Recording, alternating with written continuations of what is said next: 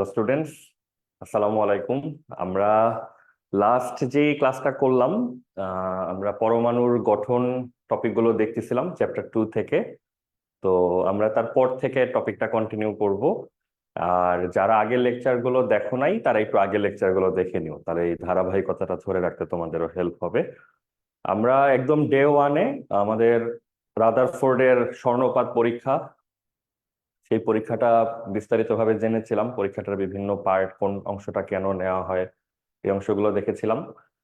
Day 2-তে হচ্ছে আমরা রাদারফোর্ডের model, যে মডেলটা আছে আর কি, স্বর্ণপাত পরীক্ষার পরে যে মডেলটা আসে সেই মডেল, তারপর বোরের মডেলটা নিয়ে আমরা কথাবার্তা বলছিলাম। এবং আমরা ক্লাস শেষ করেছিলাম হচ্ছে বোরের মডেলের যে বড় বড় বা প্রধান যে অংশগুলি আছে। প্রথম আইডিয়াটা ছিল বোর কক্ষপথের যে ধারণাটা আমাদেরকে দিয়েছেন, যে কক্ষপথগুলোতে ইলেকট্রন একটা নির্দিষ্ট শক্তি নিয়ে সুস্থিতভাবে ঘুরে বেড়াতে চায় আর কি, ঘুরতে চায়। সেকেন্ড পয়েন্টে ছিল একটা কৌণিক ভরবেগ সংক্রান্ত আইডিয়া, mvr = n × h/2 পাই। তো আমরা ওখানে বলেছিলাম যে ইলেকট্রন যখন কোন একটা কক্ষপথে ঘুরে তখন আসলে তার কৌণিক ভরবেগের মান যা ইচ্ছা তাই হতে পারে না, এগুলো h/2 নামে একটা অংশ সেটার গুণিতক হিসাবে থাকে, কনস্ট্যান্টের গুণিতক হিসাবে থাকে। আর আমরা বলেছিলাম যে একেবারে শেষ যে আইডিয়াটা শক্তির শোষণ বা বিকিরণ সংক্রান্ত, সেখানে যেটা বলা ছিল যে ইলেকট্রন যখন নির্দিষ্ট কক্ষপথ থেকে শক্তি শোষণ করে তখন সে লাফ দিয়ে উপরের কক্ষপথে চলে যায়, আবার যখন সে শক্তি বিকিরণ করে তখন সে উপর থেকে নিচে ফেরত আসে। উপর থেকে নিচে ফেরত আসার সময় তার যে শক্তিটা ছেড়ে দিতে হয়, এই শক্তিটা সে একটা তাড়িৎ চৌম্বকীয় তরঙ্গ হিসাবে ছেড়ে দেয়। তাড়িৎ চৌম্বকীয় তরঙ্গের অনেকগুলো ভাগ আছে, অনেক রকমের তাড়িৎ চৌম্বকীয় তরঙ্গ হতে পারে। তো আমাদের একটা কক্ষপথ থেকে আরেকটা কক্ষপথে আসার সময় ইলেকট্রন যে শক্তিটা ছেড়ে দেয়, সেটা যেই তাড়িৎচুম্বকীয় তরঙ্গ হিসাবে ছাড়ে, সেটা কোন তরঙ্গটা এটা যদি স্পষ্টভাবে বোঝা লাগে তখন আমাদের সমীকরণ আছে, তাই না? ΔE = h × ফ্রিকোয়েন্সি, HF, এই ফর্মুলা দিয়ে আমরা কাজটা করতে পারি। আমরা গত ক্লাসে আরেকটা খুব গুরুত্বপূর্ণ জিনিস দেখছিলাম, যেটা বোরের মডেল এবং বোরের মডেল থেকে তার সামনে যে আধুনিক মডেলগুলোতে আমাদের যাত্রা হচ্ছে, এই জার্নিটাকে রিলেট করে খুব ভালোভাবে। এই অংশটা জানার জন্য আমরা লাস্ট দিন লাইটের থিওরি বা আলোর বিভিন্ন তত্ত্ব নিয়ে কথা বলতেছিলাম। এটা কি মনে আছে তোমাদের? আমরা লাইটের যে থিওরিগুলো নিয়ে কথা বলতেছিলাম একেবারে শেষের ক্লাসে, সেখানে লাইটের 4টা প্রধান থিওরি নিয়ে আমাদের কথা হয়েছিল। সেখানে ছিল হচ্ছে আলোর কণা তত্ত্ব, আলোর তরঙ্গ তত্ত্ব, তাড়িৎ চৌম্বকীয় তরঙ্গ তত্ত্ব এবং হচ্ছে কোয়ান্টাম তত্ত্ব। এই 4টা তত্ত্ব ছিল। একেবারে আধুনিক যে তত্ত্বটা ছিল কোয়ান্টাম তত্ত্ব, সেই কোয়ান্টাম তত্ত্বের মধ্যে কোয়ান্টাম তত্ত্বটা দিয়েছিলেন হচ্ছে ম্যাক্স প্লাঙ্ক। আমরা খুব রাফলি এবং ব্রিফলি যেটা বলেছিলাম যে কোয়ান্টাম তত্ত্বের মূল ব্যাপারটাই হচ্ছে তাড়িৎ চৌম্বকীয় তরঙ্গ এটা আসলে একটা কন্টিনিউয়াস প্রপাগেশন না, একটা নিরবিচ্ছিন্ন প্রবাহ না, এটা হচ্ছে খণ্ডিত খণ্ডিত অংশ হিসাবে এই তরঙ্গটা হচ্ছে বিচরণ করে। এবং প্রত্যেকটা ক্ষুদ্র অংশ, তাড়িৎ চৌম্বকীয় তরঙ্গের একটা প্রধান কাজ হচ্ছে শক্তি বহন করা। তো আমরা যেটা বলতে চাই যে শক্তি একটা তাড়িৎ চৌম্বকীয় তরঙ্গ, এইটাকে আমরা তাড়িৎ চৌম্বকীয় তরঙ্গ এখন আর মনে করব না। তাড়িৎ চৌম্বকীয় তরঙ্গ হচ্ছে বেসিক্যালি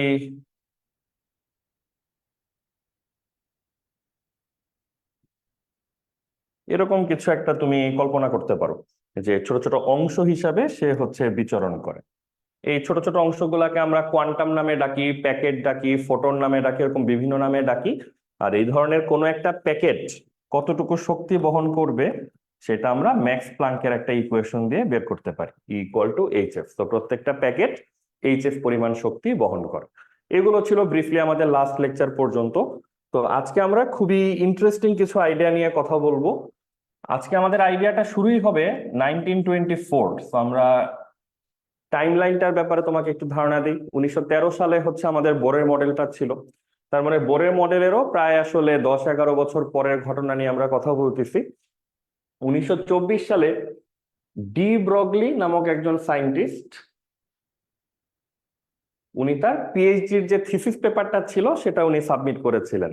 ওই থিসিস পেপারে খুব ইন্টারেস্টিং একটা ভিউ নিয়ে উনি কথা বলেছিলেন। আমরা যদি তোমাদের জন্য বিষয়টাকে একটু সহজ করে বলার চেষ্টা করি, ধরো এইটা হচ্ছে কোনো একটা প্যাকেট, এটা হচ্ছে কোনো একটা প্যাকেট।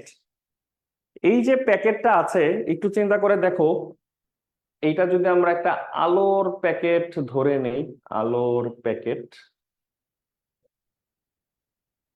একটা আলোর প্যাকেট কি করবে? শক্তি বহন করবে।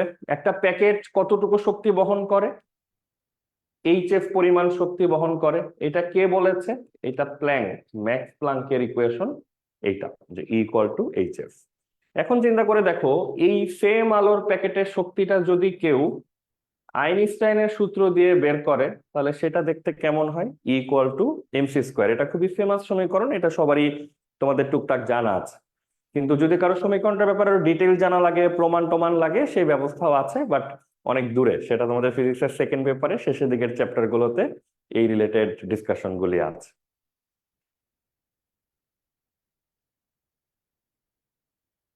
আপাতত আমরা মেইন জায়গাটা একটু ফোকাস করি। তার মানে আমাদের কাছে আলোর একটা প্যাকেট আছে। তো আলোর প্যাকেট আলোর গতিতেই চলছে নিশ্চয়ই। এই প্যাকেটের শক্তি যদি আমরা ম্যাক্স প্লাঙ্কের ইকুয়েশন দিয়ে বের করতে চাই, এটা E=hf এরকম দেখাবে। আমরা যদি সেম প্যাকেটের শক্তিটা আইনস্টাইনের ইকুয়েশন দিয়ে বের করতে চাই, তখন সেটার সমীকরণটা আসবে E=mc²। ডি ব্রগলি যে ইন্টারেস্টিং কাজটা করেছিলেন, উনি এই দুইটা ইকুয়েশনকে ইউনিফাই করার চেষ্টা করেছিলেন, যে আমরা 1 আর 2 কে যদি কম্বাইন করে দেই, তাহলে আসলে এখান থেকে কি পাওয়া যায়। কি পাওয়া যাবে দেখো, লেফট হ্যান্ড সাইডটা যেহেতু ইকুয়াল, তার মানে রাইট হ্যান্ড সাইডটাও ইকুয়াল হবে। hf=mc²। দেন আমরা ক্লাস 9-10 থেকে এই ধরনের সমীকরণের সাথে পরিচিত, v=f λ। এখানে ভিটা কি ছিল তোমাদের মনে আছে? বেগ। কিসের বেগ? তরঙ্গের বেগ। আমরা এখন যেই জিনিস নিয়ে কথা বলতেছি, সেই জিনিস কেমন গতিবেগ নিয়ে চলতেছে? আলোর গতিবেগ নিয়ে চলতেছে। তাহলে v=f λ, এটাকে আমরা এই আলোর প্যাকেটের জন্য বলতে পারি c=f λ। তাহলে এখান থেকে আমরা f লিখতে পারি c/λ। এই ছোট্ট একটু যে ক্যালকুলেশন, এই f এর মানটা নিয়ে আমরা যদি আমাদের মেইন সমীকরণটায় বসিয়ে দেই, h/c/λ =mc²। ঠিক আছে, আমরা এখান থেকে f এর মানটা নিয়ে ওখানে বসিয়ে দিলাম। একটা c ক্যান্সেল করা যাবে দুই পাশ থেকে। ক্যান্সেল করার পর যদি একটু আগে পিছে করে সুন্দর করে সাজাও, তাহলে λ=h/mc এরকম একটা সমীকরণ দেখাবে। এই যে সমীকরণটা, এইটাকেই আমরা খুব গুরুত্বপূর্ণ সমীকরণ হিসেবে বিবেচনা করি। এটাকে আমরা ডি ব্রগলি সমীকরণ বলতে চাই। দেখো এইখানে এম আর সির পরিচয়টা কি? এম হচ্ছে প্যাকেটের ভর, যেই বস্তু নিয়ে আমরা কথা বলতেছি সেটার ভর হচ্ছে এম। প্যাকেটের ভর, প্যাকেটের বেগ। তাহলে দেখো, প্যাকেটের ভর আর প্যাকেটের বেগ যদি গুণ হয়ে যায়, তাহলে এটাকে আবার আমরা কি নামে ডাকতে পারি বলতো? প্যাকেটের ভরবেগ নামে ডাকতে পারি। সো সমীকরণটা বিভিন্ন দিকে মোড় নিচ্ছে। λ=h/mc ছিল। এখন এইখানে আমরা ছোট্ট একটু কনসিডারেশন, ছোট্ট একটু কাজ, ছোট্ট একটু বিবেচনা এটা আমরা করি। সেটা হচ্ছে, আমরা যেই বস্তুটা নিয়ে কথা বলতেছি সেটা হচ্ছে একেবারে আলোর প্যাকেট। এখন আমরা যদি আলোর প্যাকেট না নিয়ে এটাকে যদি আমরা একটা টেনিস বল বিবেচনা করতে চাইতাম, আমরা বোঝাতে চেষ্টা করছি যে যদি এটা আসলে আলোর প্যাকেট না হয়ে একটা স্বাভাবিক ছোটখাটো কোনো একটা বস্তু হতো, তাহলে আসলে এই সমীকরণটাতে কি ধরনের পরিবর্তন আসা উচিত? সেটা হচ্ছে, টেনিস বল নিশ্চয়ই আলোর বেগ নিয়ে চলে না, সি বেগ নিয়ে তো আর চলে না। তো যে কোনো বস্তুর জন্য যদি আমরা জিনিসটাকে লিখতে চাই যেটার বেগ হচ্ছে ভি, তাহলে দেখো তো, এই λ=h/mc, এটাকে আমরা এখন কি লিখতে পারবো? λ=h/mv। এই সমীকরণটাকে আমরা অধিকতর একটা জেনারেল ইকুয়েশন বা সাধারণ সমীকরণ হিসাবে দাবি করতে পারি। কেন দাবি করতে পারি? কারণ টেনিস বল, সেটার বেগ আমরা এখানে ভি লিখে রাখতেছি। যদি কোনো কারণে টেনিস বলটার বেগ বাড়তে বাড়তে বাড়তে বাড়তে একেবারে আলোর বেগের কাছাকাছি চলে যায়, তাহলে ভি কে আমরা কি দিয়ে প্রতিস্থাপন করতে পারবো? সি দিয়ে। যদি আমরা এখানে ভির জায়গায় সি লিখি, তাহলে আবার আলোর জন্য যে সমীকরণটা লেখা ছিল সেটাই কিন্তু চলে আসছে। তার মানে এই যে সমীকরণটা, এটা একেবারে সুনির্দিষ্টভাবে আলোর জন্য লেখা। আর এইখানে যে সমীকরণটা লেখা, এটা মোটামুটি সবার জন্য ইন জেনারেল আমরা দাবি করতে পারি। তার উপরে এম আর ভি আমরা জানি একসাথে যখন তারা গুণ অবস্থায় থাকে, তখন ভর আর বেগের গুণফল হিসাবে এটাকে আমরা ভরবেগ বলি। ভরবেগকে আবার আমরা পি দিয়ে প্রকাশ করি। তো শেষ পর্যন্ত সমীকরণটা এরকম ছোট একটা সমীকরণে পরিণত হয়, λ=h/p। এই সমীকরণটাকে বা এই সমীকরণটাকে, এই যে সমীকরণগুলো, এগুলোকে আমরা বলি হচ্ছে ডি ব্রগলির সমীকরণ।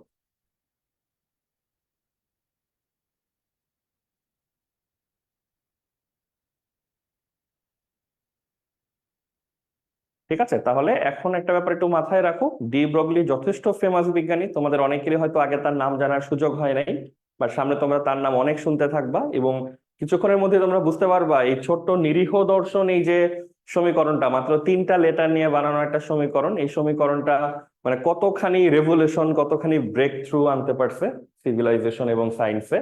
Lambda equal to H by P, কেউ যদি ডি ব্রগলি সমীকরণটি লেখো টাইপের কোনো প্রশ্ন করে, তাহলে প্রথম বা দ্বিতীয় সমীকরণটা তোমাদের লিখে দেওয়া উচিত। এখন একটা সমীকরণ চলে আসলো, একজন নতুন সায়েন্টিস্টের নাম জানা গেল, তাহলে ডি ব্রগলি সমীকরণটা আমরা এখানে লিখছি, lambda equal to H by P equal to হচ্ছে এইচ বাই এম ভি। এই হচ্ছে আমাদের ডি ব্রগলি সমীকরণটা।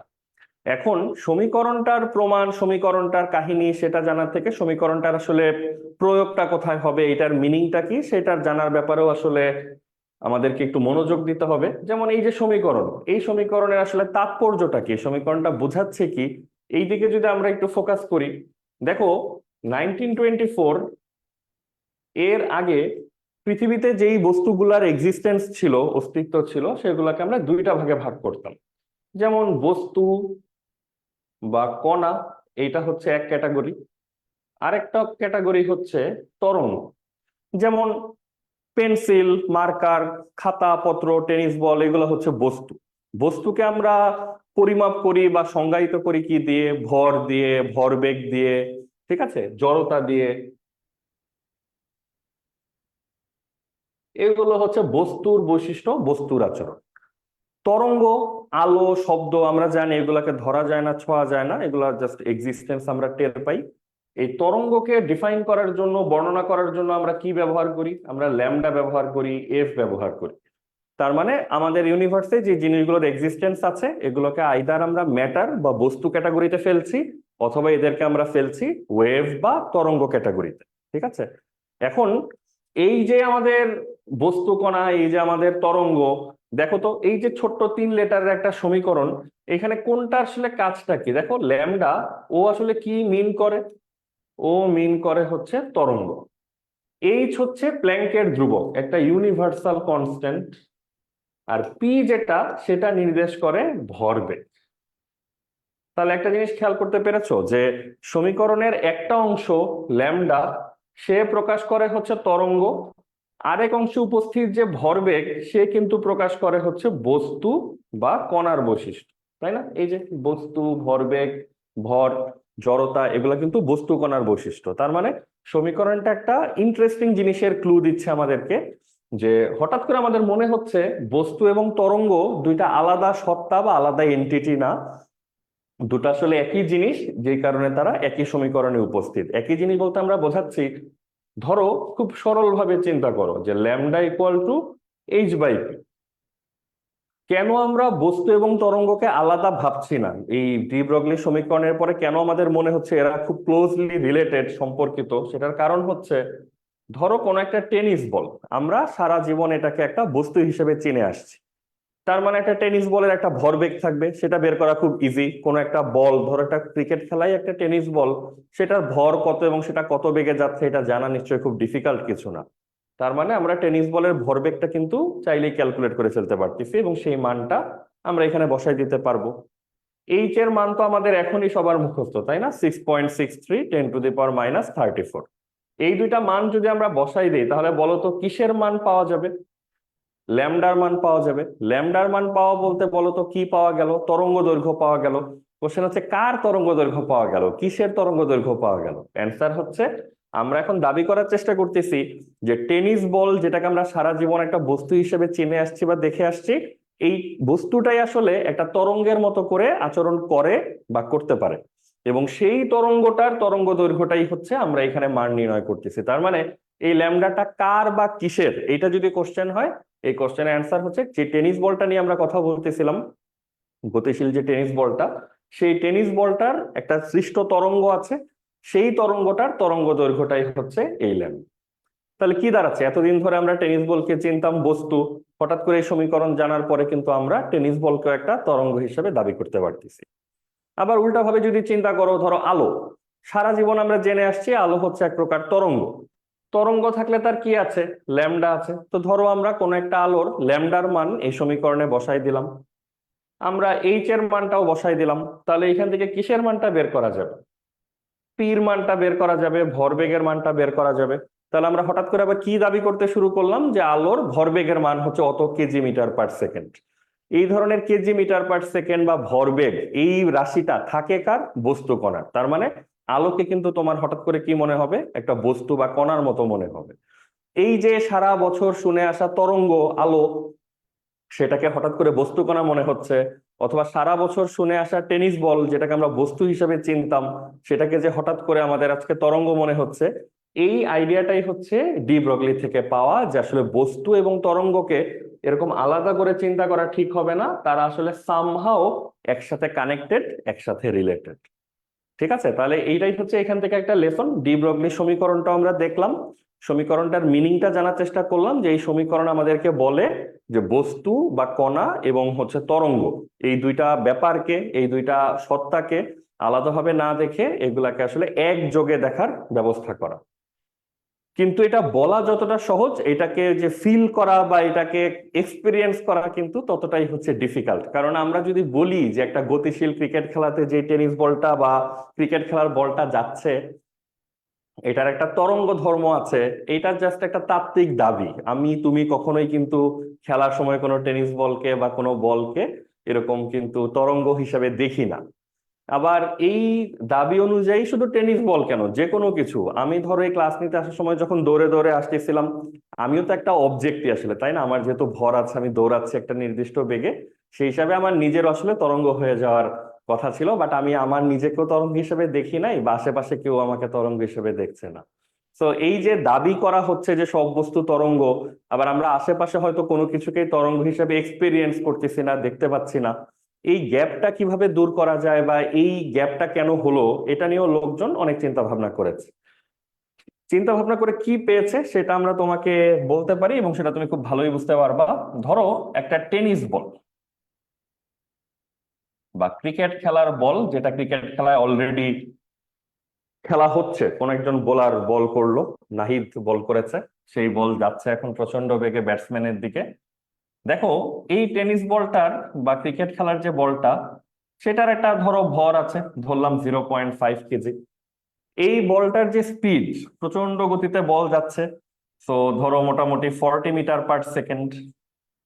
তোমরা একটু চেক করে দেখতে পারো যে ধরো মোটামুটি 150 কিলোমিটার পার আওয়ার বেগে আসা একটা বল, তুমি যদি মিটার পার সেকেন্ডে কনভার্ট করো, এটা 40 মিটার পার সেকেন্ডের আশেপাশেই কিছু একটা হবে। এই টেনিস বলটার জন্য যদি আমরা এটার তরঙ্গ দৈর্ঘ্যটা বের করতে চাই এখন, তাহলে সেটা কি দিয়ে বের করব? যেহেতু বস্তুর সাথে সম্পর্কিত তরঙ্গ, ডি ব্রগলি সমীকরণ দিয়ে এটা আসবে H/m × v। আমরা যদি মানগুলো বসাই দিই,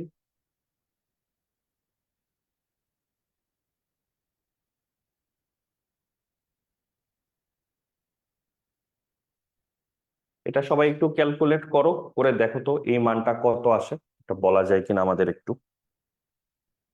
6.63 10⁻⁻34 ডিভাইডেড বাই 0.5 ইন্টু হচ্ছে 40 মিটার এককে এটা আসবে।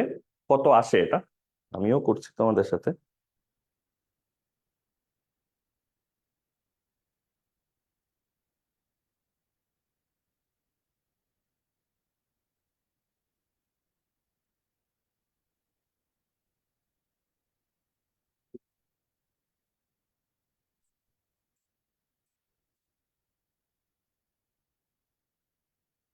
3.31 10⁻⁻35 মিটার এরকমই আসতেছে। দেখো, তুমি টেনিস বল একটা বড় সড়ো মানুষও নিতে পারো, ধরো কোনো এক দেশের কোনো এক কুইন, যে ধরো বিক্ষোভের পর পালিয়ে গেছে, এরকম কেউ, তার ল্যামডা যদি তুমি বের করতে চাও, ধরো 6.63 10⁻⁻34, সে যেহেতু একজন পূর্ণবয়স্ক মহিলা, ধরে নিচ্ছি 65 কেজি, এবং যেহেতু প্রচন্ড বেগে দৌড়াবে, তো আমরা এইরকম একটা সিচুয়েশনের জন্য, ধরো সে ওই যে বলের থেকেও জোরে দৌড়াচ্ছে আর কি, যেহেতু জীবনের ভয়ের দৌড়, 6.63 10⁻⁻34 এটাকে আমরা ভাগ করে দিচ্ছি 65 50 এরকম দিয়ে। মানটা কিরকম আসবে একটু করে দেখো তো।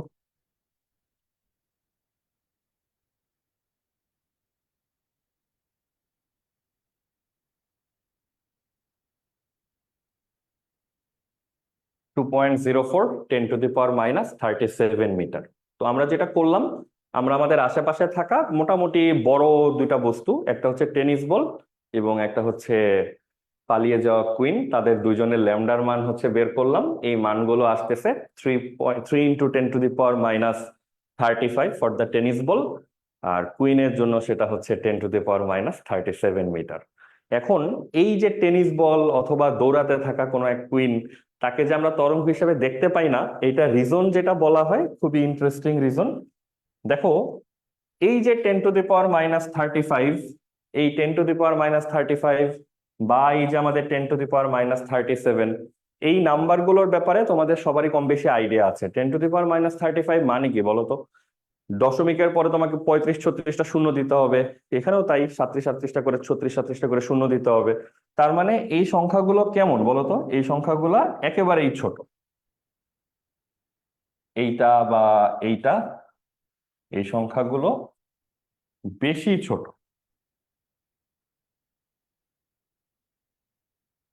ঠিক আছে, তাহলে এইটা নিয়ে তো আর আমাদের না বোঝার কিছু নাই। ক্যালকুলেশন করে যে মানগুলো আসতেছে সেই মানগুলো খুবই ছোট মান আসতেছে, তার মানে তরঙ্গ দৈর্ঘ্যের মান খুবই ছোট আসতেছে। এখন এইটাকে তুমি মানুষের যে দৃষ্টিশক্তি বা মানুষের যে এক্সপিরিয়েন্স করার ক্ষমতা, এটা একটা সীমাবদ্ধতা বলতে পারো। যে এত ছোট ল্যামডা আসলে মানুষের এই নার্ভ আসলে এটা টের পায় না, এটা বুঝতে পারে না। এবং তোমরা এতদিনে এটা জানতে পারছো যে আসলে মানুষের কিন্তু সবগুলা নার্ভেরই কিছু না কিছু লিমিটেশন আছে। যেমন তোমরা জানো যে আমাদের দেখার যে অনুভূতি, সেটার একটা স্থায়িত্বকাল বলে ব্যাপার আছে। 0.1 সেকেন্ডের আগে যদি কয়েকটা ঘটনা ঘটে যায়, এগুলাকে আমরা আলাদা করতে পারি না। বা আমাদের কানেরও একটা লিমিট আছে, যে আমরা 20 কিলোহার্টজের থেকে বেশি কম্পাঙ্কের সাউন্ড হয়তো ক্যাপচারই করতে পারি না। সো আমাদের নার্ভ যে লিমিটেড স্কোপে কাজ করে সেটা আমরা টুকটাক জানি। এখানে আরো একটা ব্যাপার আমরা দাবি করছি, সেটা হচ্ছে ল্যামডার মানগুলো আসলে এতটাই ছোট আসতেছে যে এত ছোট ল্যামডার আসলে তরঙ্গ তুমি কখনো টের পাবা না বা বুঝবা না। এখন এই যে ব্যাপার, একটা দাবি আমরা করতেছি যে আসলে ল্যামডার মান ছোট, এই জন্য তরঙ্গটা বোঝা যাচ্ছে না, বাট আসলে তরঙ্গটা এক্সিস্ট করে। এটা কিন্তু কাউকে কনভিন্স করা খুব কঠিন, যে যে জিনিসটা এক্সপিরিয়েন্স করতেছে না, কিন্তু তুমি থিওরিটিক্যালি সূত্র লিখে দাবি করতেছো যে একটা তরঙ্গ, বা আমিও তুমিও তরঙ্গ হয়ে গেছি, বাট এটা আসলে কেউ টের পাচ্ছে না কারণ ল্যামডা ছোট। এটা আসলে খুব বিশ্বাসযোগ্য বা কাউকে কনভিন্স করা খুব সহজ কাজ হবে না। এই চিন্তা করে লোকজন, সায়েন্টিস্টরা একটু অন্যভাবে জিনিসটাকে চিন্তা করছেন, যে ঠিক আছে, আমরা যদি ধরেও নেই যে ল্যামডার মান অনেক ছোট, সেই জন্য আমরা আসলে তরঙ্গ ধর্মটা বুঝতে পারতেছি না কারো, তাহলে কি করলে ল্যামডার মানটা যথেষ্ট বড় হবে যেটাকে আমরা একটা তরঙ্গ হিসাবে অ্যাপ্রুভ করতে পারবো? এই চিন্তাটাও তারা করেছিলেন। তো এই চিন্তা তো আমরাও করতে পারি, তাই না? খুব কঠিন কিছু তো না। এইচ এর মানটা যেহেতু কনস্ট্যান্ট, আমরা ল্যামডার মানটা চাই যথাসম্ভব বড় হোক। তাহলে ম্যাথমেটিক্যাল আইডিয়া কি বলে বলতো? এই এম এর মানটাকে ছোট হতে হবে, ভির মানটাকে হচ্ছে ছোট হতে হবে। এই মানগুলো আমরা যত ছোট নিব, ল্যামডার মানটা তত বড় আসতে থাকবে। ঠিক আছে, এখন কথা হচ্ছে, এই যে ভি বা গতিবেগ, এইটাকে তুমি কমাবা কত? কমাতে কমাতে যদি একেবারে বেশি কমায় ফেলো, জিরো টাইপের করে ফেলো, তাহলে তো আর পুরো বস্তুটা তরঙ্গ হিসেবে কাজ করবে না। তরঙ্গ কিন্তু কাজ করার বিষয়টা হচ্ছে গতিশীল বস্তুর জন্য। যদি কোনো স্থির বস্তু থাকে, সেখানে তরঙ্গের কোনো বিষয় আলোচনাতেই আসবে না। ঠিক আছে, তাহলে অপশন তো তোমার হাতে আর নাই। এইচ হচ্ছে কনস্ট্যান্ট, ভির ব্যাপারে আমরা একটু কনজারভেটিভ, যে ভি আমরা কমাবো না। তাহলে তো বাকিই থাকে একটা মাত্র রাশি, সেটা হচ্ছে ভর। সো লোকজন, সায়েন্টিস্ট সবাই মিলে যেটা করেছে, যে কত ছোট ভরের বস্তু আমাদের কাছে আছে, সেটা নিয়ে ধরো তারা ট্রাই করে দেখেছে যে এটাকে আসলে তরঙ্গ হিসেবে দেখা যায় কিনা। ঠিক আছে, তো টেনিস বল এটাও আসলে খুব বড় বস্তু সেটা তো বলা যাবে না, যথেষ্ট ছোট। কিন্তু আমরা যেটা দেখছি যে টেনিস বলের লেভেলের বস্তু হলেও হবে না, আরো ছোট বস্তু হতে হবে, ভরের দিক থেকে আরো ছোট হইতে হবে। তো আমরা বিভিন্ন রকম বস্তু নিয়ে ট্রাই করার পরে ফাইনালি সবচেয়ে সুন্দর রেজাল্টটা আমরা পেয়েছি ইলেকট্রনের জন্য। এবং এটা আইডিয়া করা সহজ। ইলেকট্রনের ভর আমরা যেটা জানি, আমাদের জানাশোনার মধ্যে সবচেয়ে ছোট ভরটা ছিল ইলেকট্রনের ভর, তাই না? 9.1 10⁻31 কেজি। ইলেকট্রনের গতিবেগ আমি জানি না, ইলেকট্রনের গতিবেগের ব্যাপারে তোমাদের ধারণা আছে কিনা, ধারণা হবে একটা সময়। আপাতত যেটা মাথায় রাখো, ও মোটামুটি 10⁻5 10⁻6 এরকম লেভেলের গতিবেগ নিয়ে এই কক্ষপথগুলোতে ভ্রমণ করে। এরকম একটা ইলেকট্রনের জন্য দেখো তো এই ল্যামডার মানটা কত আসে ডি ব্রগলি সমীকরণ অনুযায়ী?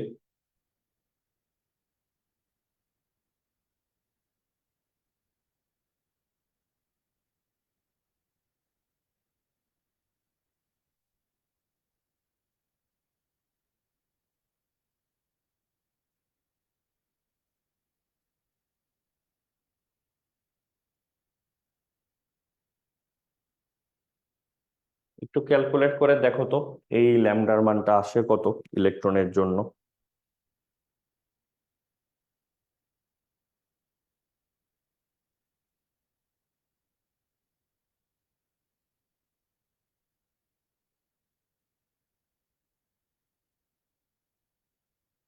3.64 10⁻⁻10 মিটার,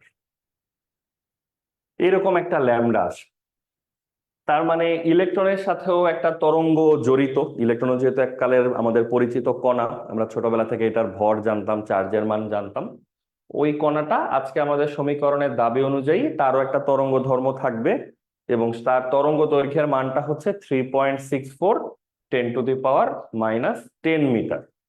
এখন তোমাদের কারো ধারণা আছে এই যে একটা ল্যামডার মান আসলো, এটাকে আমরা এক দেখবো কিনা, দুই এইটাকে আমরা একটা উল্লেখযোগ্য তরঙ্গ হিসাবে বিবেচনা করতে পারবো কিনা? আমরা তো আগের তরঙ্গগুলাকে আসলে একদমই নাকচ করে দিলাম, যেগুলো এত ছোট ল্যামডা যে এটা টেরই পাবো না। এইখানে কিন্তু ল্যামডার যে মানটা, এটা কিন্তু খুব অস্বাভাবিক মান না। তোমাদের যদি অন্য তরঙ্গের ব্যাপারে টুকটাক ধারণা থাকে, তাহলে তোমাদের বোঝার কথা বা জানার কথা হয়তো যে 10⁻⁻10 মিটার, এটা কিন্তু একটা মোটামুটি গ্রহণযোগ্য তরঙ্গ দৈর্ঘ্যের মান। সেক্ষেত্রে এই তরঙ্গটার ব্যাপারে আসলে এর থেকে বেশি কিছু জানা যায় কিনা, আমরা তোমাদেরকে একটা ছোট্ট ভিউ দিতে পারি। এইখানে দেখো একটা বড়সড় স্কেল আছে, এই স্কেলটাকে বলে হচ্ছে তাড়িৎচুম্বকীয় তরঙ্গের পুরো বর্ণালীটা বা পুরো স্পেকট্রামটা। এইখানে এই যে দেখো উপরে অনেকগুলো তাড়িৎচুম্বকীয় তরঙ্গের নাম লেখা আছে, X ray, gamma, ultraviolet, infrared, FM, TV, ঠিক আছে, এরকম রেডিও ওয়েভ, এরকম বিভিন্ন নাম আছে। এই স্কেলটা দেখবা যে তোমাদের বইতেও, বইয়ের ভিতরে, বইয়ের মলাট পেজে অনেক জায়গায় দেয়া আছে। খুবই গুরুত্বপূর্ণ একটা স্কেল, বিভিন্ন কাজে লাগে আমাদের। তো এই স্কেলটার ভালো দিক হচ্ছে দেখো, এই স্কেলটাতে তুমি এই যে ওয়েভ লেন্থ বা তরঙ্গ দৈর্ঘ্য, কম্পাঙ্ক, এই মানগুলা কিন্তু এখানে ম্যাপিং করা আছে, যে কত রেঞ্জ থেকে কত রেঞ্জের তরঙ্গকে তোমরা কি নামে ডাকবা, কোনটাকে গামা বলবা, কোনটাকে এক্স রে বলবা, কোনটাকে লাইট বলবা, ইভেন পুরো জিনিসটাই এখানে ম্যাপিং করা আছে। তাহলে একটু মনে করে দেখো, আমরা একটু আগে যে জিনিসটা তোমাদেরকে দেখালাম, যে আমাদের তরঙ্গ দৈর্ঘ্যের মানটা আসতেছিল কত, 3 পয়েন্ট সামথিং 10⁻⁻10 মিটার। তোমরা কি দেখতে পাচ্ছ? একটু দেখে বলতে পারবা এখানে 10⁻⁻10 এর সাথে ট্যাগ করা তরঙ্গটা আসলে কোনটা, কোন ধরনের তরঙ্গের মতো তরঙ্গ আমরা পাচ্ছি বলো তো ইলেকট্রনের কাছ থেকে? দেখে বলতে পারবা? এই যে দেখো 10⁻⁻10, সে কোন বরাবর আছে? এক্স রে বরাবর। তো এটা যদি তোমরা একটু মনে রাখতে পারো খুবই ভালো হয়। এটা অনেক জায়গায় এমসিকিউ হিসেবে আসার রেকর্ড আছে, যে ইলেকট্রনের তরঙ্গ কোন বিখ্যাত তরঙ্গের অনুরূপ। এইটা তাহলে কোন তরঙ্গের মতো আসলো বলো তো? X ray. সো এই তথ্যটা সবাই একটু যদি মনে রাখার চেষ্টা করো, এবং তার থেকে বড় কথা, এটা কিন্তু আমরা তোমাকে দেখাচ্ছি জাস্ট একটা আরোপিত তথ্য না, যে দেখো মনে রাখো যে আসলে ইলেকট্রনের তরঙ্গ হচ্ছে এক্স রের মতো, ব্যাপারটা কিন্তু এরকম না। আমাদের যে সমীকরণ আছে, সমীকরণ সলভ করলেই আসলে এটা এক্স এর মতো একটা তরঙ্গ চলে আসতেছে নিজে নিজেই। ঠিক আছে? সো ইলেকট্রনের যে তরঙ্গ, তার মানে এটাকে আর ওভারলুক করা বা অ্যাভয়েড করার সুযোগ নাই, এটাকে আমাদেরকে অ্যাকনলেজ করতে হবে, গ্রহণ করতে হবে একটা তরঙ্গ হিসাবে। এবং সেটা কোন বিখ্যাত তরঙ্গের মতো করে কাজ করে? এক্স রে এর মতো করে কাজ করে। ঠিক আছে? তাহলে আমরা ছোট ছোট কয়েকটা বক্তব্য দিয়ে রাখি তোমাদেরকে। এইখান থেকে যেটা বোঝা যায় যে ডি ব্রগলি সমীকরণ, যেটা নিয়ে প্রথমে আমরা হয়তো একটু কনফিউশনে ছিলাম, যে আসলেই কি বস্তু কণাগুলো বা আমরা তরঙ্গ হয়ে যাচ্ছে কিনা, সেই আলোচনাটার একটা সমাপ্তি পাওয়া যায় যে হ্যাঁ, আসলেই বস্তু কণা তরঙ্গের মতো করে আচরণ করে। কিন্তু এখান থেকে যেটা বোঝা গেল, এইটা সত্য যে বস্তু কণা তরঙ্গের মতো করে আচরণ করবে, কিন্তু বলতো আলোচনা থেকে কি এটা এরকম মনে হলো যে আমাদের আশেপাশে যা কিছু আছে সবকিছুকে আমরা বস্তু এবং তরঙ্গ দুইটা হিসাবেই পাবো, বা দুইটা হিসেবে ফিল করব, দুইটা হিসেবে ইউজ করতে পারবো? ব্যাপারটা কি এরকম? অ্যান্সার হচ্ছে না। যদিও তরঙ্গ ধর্মটা আছে, কিন্তু আমাদের আলোচনা বলে টেনিস বল, আমি তুমি, মোবাইল, ডাস্টার, মার্কার, এগুলোর জন্য আসলে তরঙ্গ ধর্মটা প্রবল কিছু না। বস্তু যত বড় হবে তার তরঙ্গর ধর্মটা তত হচ্ছে দুর্বল হয়ে আসবে, হালকা হয়ে আসবে। কিন্তু বস্তু কণাটা যদি খুব ছোট হয় তাহলে তার যে তরঙ্গ ধর্মটা এটা কিন্তু খুবই প্রবল এবং প্রকট হবে।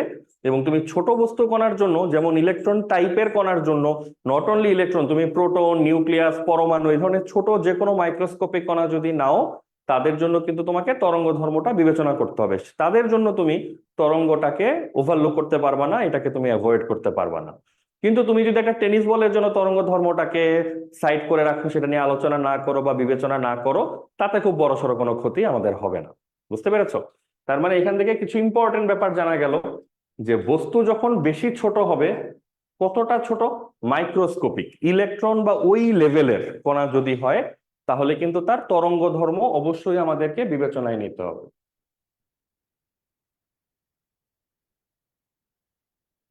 ঠিক আছে, এটা কিন্তু অবশ্যই মাথায় রাখতে হবে আজকের পর থেকে।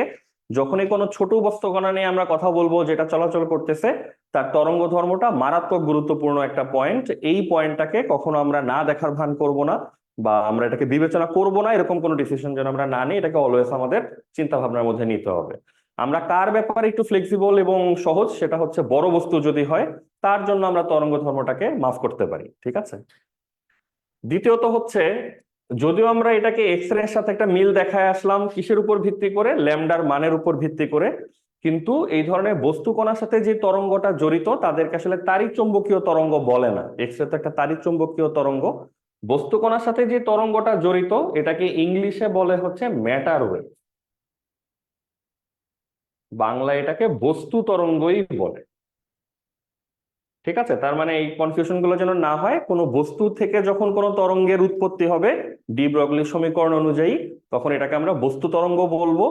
আর ইলেকট্রনের ক্ষেত্রে এই বস্তু তরঙ্গটা ল্যামডার মানটাই এমন রেঞ্জে আসছে যে অলরেডি আমাদের প্রতিষ্ঠিত একটা তরঙ্গ এক্স রে ওই রেঞ্জটা অলরেডি মেনটেন করে। ঠিক আছে।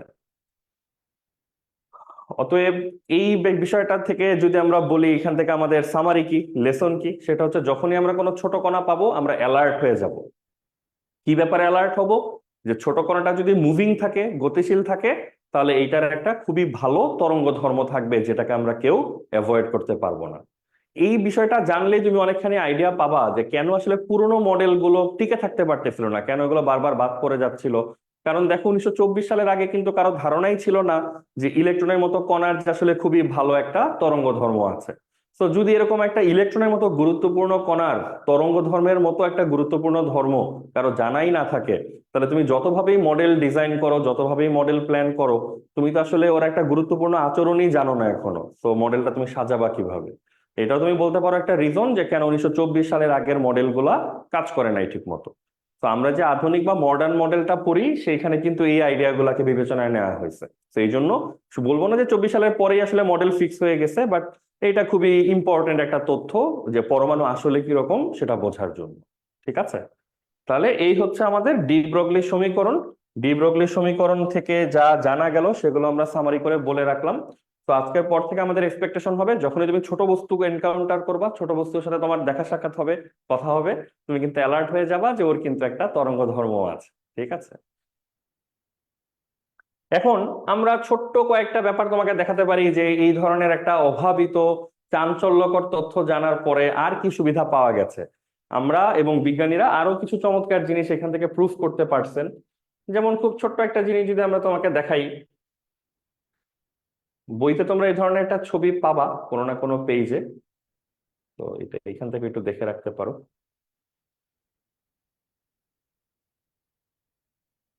এইটা হচ্ছে একটা আইডিয়া যে ইলেকট্রনকে যখন আমরা পিওর একটা কণা হিসাবে ট্রিট করতাম তখন আমরা কি বলতাম, সেই যে বৃত্তাকার যে পথটা দেখা যাচ্ছে সেই বৃত্তাকার পথটাই ঘুরতে থাকে, তাই না? অরবিট, শেল, যে নামে ডাকো। এখন আমরা জানলাম যে ইলেকট্রন তো শুধু সেই বোরিং বৃত্তাকার কক্ষপথে ঘুরতে থাকবে, ব্যাপারটা এরকম না। ও আসলে তার তরঙ্গ ধর্ম ব্যবহার করে ও কিন্তু তরঙ্গের মতো করেও পুরো পথটা ঘুরে আসতে পারে। তো আমরা ধরে নিচ্ছি একটা ইলেকট্রন এরকম বিভিন্ন রকম তরঙ্গ তৈরি করে করে করে করে আবার তার আগের জায়গাটায় ফেরত আসে। এখন খুব ছোট্ট একটা ব্যাপার, আমরা ধরলাম যে নিউক্লিয়াস থেকে এই যে বৃত্তপথটা, এটার ব্যাসার্ধ ধরলাম আর, ঠিক আছে? তাহলে বলো তো, ইলেকট্রনটা যদি কণা হিসাবে এই অরবিট বা কক্ষপথটা আর ব্যাসার্ধের কক্ষপথটা একবার ঘুরে আসে, তাহলে সে কতটুকু পথ অতিক্রম করে বলো তো? 2 পাই আর, 2 পাই আর পরিমাণ পথ অতিক্রম করে। এটা তো আমরা সবাই জানি, তাই না? একটা বৃত্তপথ যদি ঘুরে আসে কেউ, তাহলে সে তার পরিধি সমান পথ অতিক্রম করে, উইচ ইজ 2 পাই আর। এখন নতুন আইডিয়াটা বিবেচনা করো, যে ধরো ইলেকট্রনটা কণা হিসাবে এই সার্কুলার অরবিট যেটা বৃত্তপথে, সেখানে ঘুরতেছে না, সে হচ্ছে তরঙ্গের মতো করে আঁকাবাঁকা হয়ে ঘুরে আসে।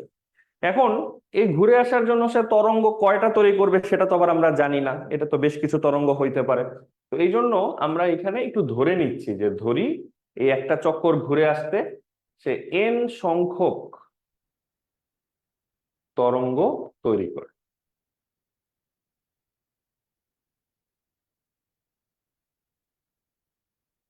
ঠিক আছে, ইলেকট্রনটা এই কক্ষপথটা পুরোটা ঘুরে আসার জন্য ধরো একটা দুইটা তিনটা এরকম করে টোটাল এন সংখ্যক তরঙ্গ তৈরি করে।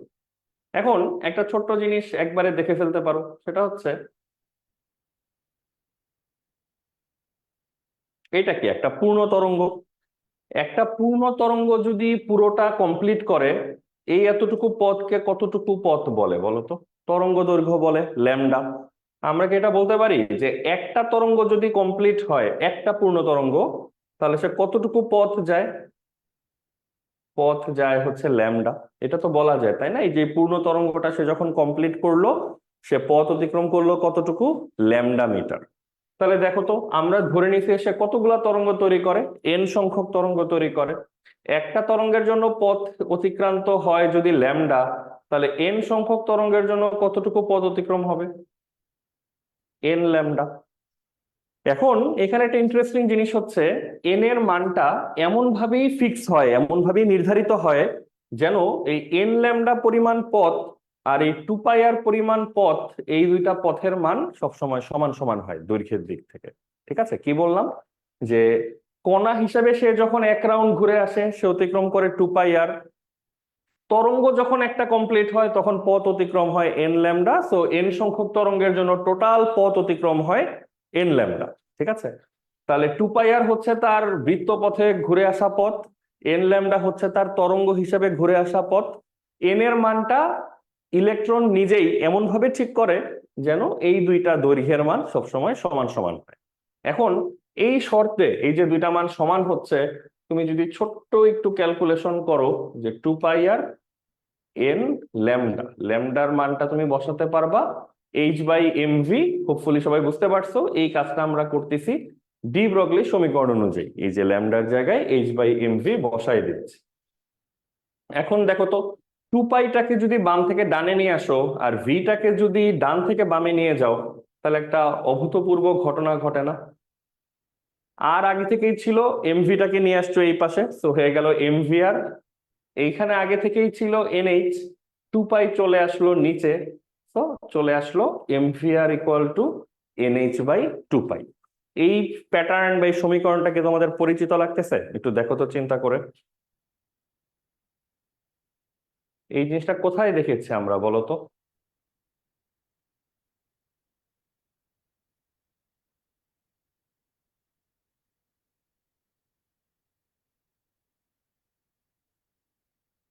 এইটা হচ্ছে আমাদের বোরের মডেলের কৌণিক ভরবেগ সংক্রান্ত যে মতবাদটা ছিল, সেই মতবাদটা তোমরা চিনতে পেরেছো? তার মানে কি বোঝা গেল? আমরা ডি ব্রগলি সমীকরণটা জানলাম একটু আগে, সেখান থেকে কিছু লার্নিং নিলাম, কিছু লেসন নিলাম। সেই লেসনটা ব্যবহার করে আমরা কিন্তু বোরের মডেলের একটা সমীকরণ, তার যে মানে কার্যকারিতা, এটা কিন্তু মোটামুটি ভাবে প্রমাণ করে ফেলা গেল। ঠিক আছে, তো এগুলো দেখে লোকজনের, বলতে পারি আমরা, যে ডি ব্রগলি সমীকরণের ব্যাপারে আরো একটু ভরসা আসলো, যে হ্যাঁ, এই সমীকরণ আসলে আমাদেরকে ঠিকঠাক পথেই নিয়ে যাচ্ছে। তাহলে আমরা ডি ব্রগলি সমীকরণের টপিকটা শেষ করতেছি এরকম কিছু গুরুত্বপূর্ণ লেসন দিয়ে, যে বস্তু এবং তরঙ্গকে আলাদাভাবে দেখার সুযোগ নেই, বস্তু এবং তরঙ্গ আসলে একই সাথে বিরাজ করে কোন একটা বস্তুর মধ্যে বা কোন একটা তরঙ্গের মধ্যে। যারা বস্তু, তাদেরও তরঙ্গ ধর্ম আছে, যারা তরঙ্গ, তাদের বস্তু ধর্ম আছে। দ্বিতীয় পয়েন্ট, আমরা জানি এই লাইনটা খুব জেনারেল ওয়েতে বলা। এই বৈশিষ্ট্যটা প্রকটভাবে বোঝা যাবে, ভালোভাবে বোঝা যাবে যদি বস্তু কণাটা ছোট হয় ভরের দিক থেকে। যত ছোট বস্তু হবে তার তরঙ্গ ধর্ম তত প্রবল হবে। ঠিক আছে, এই তথ্যগুলোর পরে এই 1924 তো ভালো বুঝতেছো একটা খুব গুরুত্বপূর্ণ সাল, কারণ এখানে এসে তোমার নতুন করে সায়েন্স গুলাকে চিন্তা করার সুযোগ হইলো। আগে হয়তো আমরা ইলেকট্রনকে গুরুত্বই দিতাম না, এটাকে অন্য সব স্বাভাবিক কণার মতো, টেনিস বলের মতোই চিন্তা করতাম, এবং আমরা ভাবতাম যে তারা রেগুলার, যে ফিজিক্সের রেগুলার নিয়ম কারণ সেগুলাই মেনে চলবে। এইসব ঘটনা দেখার পর আমাদের বিশ্বাস হয়েছে এবং ভরসা হয়েছে যে ও আসলে খুব সিম্পল এবং নর্মাল কণা না, ও আসলে সিম্পল সূত্র মেনে চলবে না, ওকে ডিফারেন্ট ওয়েতে ডিল করতে হবে। 1924-এর পর 1926-এ এরকম আরো একটা গুরুত্বপূর্ণ থিওরি আসছে আমাদের কাছে, যেটা পরমাণুকে এবং ইলেকট্রনকে বুঝতে হেল্প করতেছে আমাদেরকে। 1926-এর এই থিওরিটাকে বলে হচ্ছে হাইজেনবার্গের অনিশ্চয়তা নীতি। তোমরা অনেকে নাম শুনেছো হাইজেনবার্গের। বলো, হাইজেনবার্গের নাম তোমরা কোথায় শুনেছো?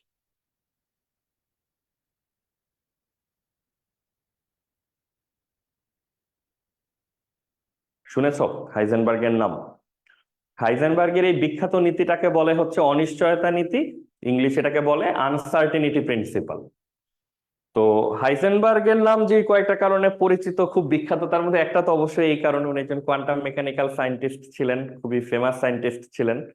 তো এই জেনারেশন বা কাছাকাছি জেনারেশনের মানুষজন অবশ্য এই কারণে তাকে যতটা না চেনে তার থেকে বেশি চেনে হচ্ছে, তোমরা অনেকে জানো যে খুব পপুলার একটা টিভি সিরিজ আছে ব্রেকিং ব্যাড, সেটার যে কেন্দ্রীয় চরিত্র, সেই কেন্দ্রীয় চরিত্রের কি বলবো একটা ছদ্মনাম দরকার হয়, যারা সিরিজটা দেখেছো জানার কথা, সেই ছদ্মনাম হিসেবে সে এই হাইজেনবার্গ নামটা হচ্ছে পিক করে।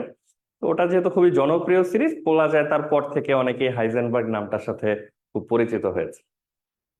এখন এই হাইজেনবার্গের থিওরি, অনিশ্চয়তা নীতি, সেখানে কি বলা আছে সেটা জানা, সেটা বোঝার চেষ্টা করা, এবং সেইটা আমাদের কেন লাগতেছে, কেমিস্ট্রির কি কাজে এটা লাগতেছে, পরমাণু বোঝার কাজে কিভাবে লাগতেছে, সেইটা বুঝতে পারাটা হচ্ছে আমাদের নেক্সট কাজ। ঠিক আছে, এই হাইজেনবার্গের অনিশ্চয়তা নীতি, এখানে যেটা বলা আছে যে কোনো গতিশীল বস্তু কণার জন্য অবস্থান ও ভরবেগ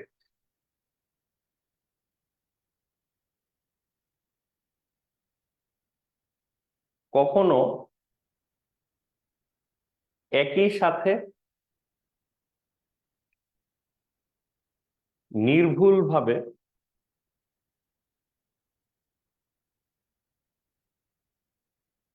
নির্ণয় করা যায় না বা নির্ণয় করা যাবে না।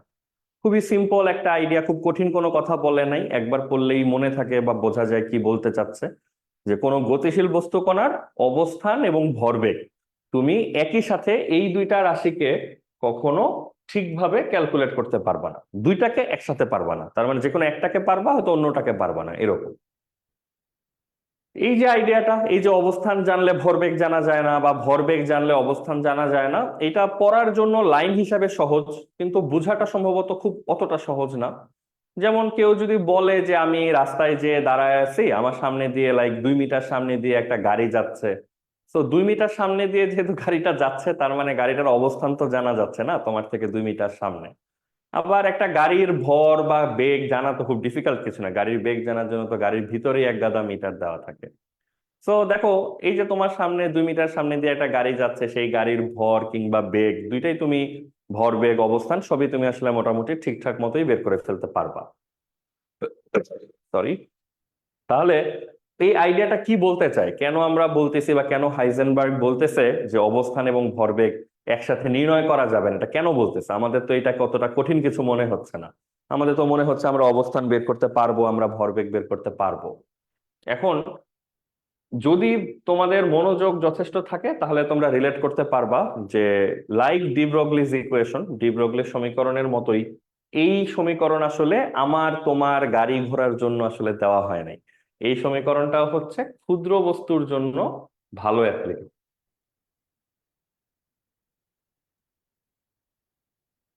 বুঝতে পেরেছো পয়েন্ট? সো আমার মনে হয় পয়েন্টটা এখন আর এটার সাথে ডিসএগ্রি করার সুযোগ কম, যেহেতু তোমরা একটু আগেই দেখেছো যে বস্তু ছোট বড় হওয়ার সাথে অনেক কিছুরই সম্পর্ক আছে, অনেক কিছু টের পাওয়া যাবে, অনেক কিছু টের পাওয়া যাবে না। এখানে হচ্ছে তাই, যত ক্ষুদ্র বস্তু নিবা এই নিয়মটা তত সুন্দর করে কাজ করবে, তত সঠিকভাবে কাজ করবে। আর যত বড় বড় বস্তু নিয়ে তুমি ডিল করবা, টেনিস বল, আমি তুমি, গাড়ি, মোটর বাইক, এগুলো নিয়ে যত কাজ করবা, তত এই সূত্রটা তোমার কাছে আসলে কোনো মিনিং ক্যারি করবে না। ঠিক আছে? তো ক্ষুদ্র বস্তু হলে তখন আমরা কনফিডেন্টলি বলতে পারি যে তার অবস্থান এবং ভরবেগ আমরা একসাথে বের করতে পারবো না। অবস্থান বের করলে ভরবেগ মিস করে ফেলবো, কিংবা ভরবেগ ধরতে চাইলে অবস্থান মিস করে ফেলবো। তোমরা যে ক্লাসে আছো 11 ক্লাসে আসলে খুব বেশি, এর থেকে বেশি কিছু বোঝার খুব বেশি প্রয়োজন হয় না। তারপরে যেহেতু আইডিয়াটা একটু ইন্টারেস্টিং, আমরা এটাকে একটু ইলাবোরেট করতে পারি। আমরা ওইটা তোমাদের উপরে ক্লাসের জন্য রেখে দিচ্ছি, যে তোমরা 13-14 ক্লাস ভার্সিটিতে যখন যাবা ইনশাল্লাহ, তখন আরো মোর ম্যাচিওরড হবা এবং আরো অনেক নলেজ থাকবে, ব্যাকগ্রাউন্ড নলেজ, তো এগুলো অনেক ভালো বুঝতে পারবা।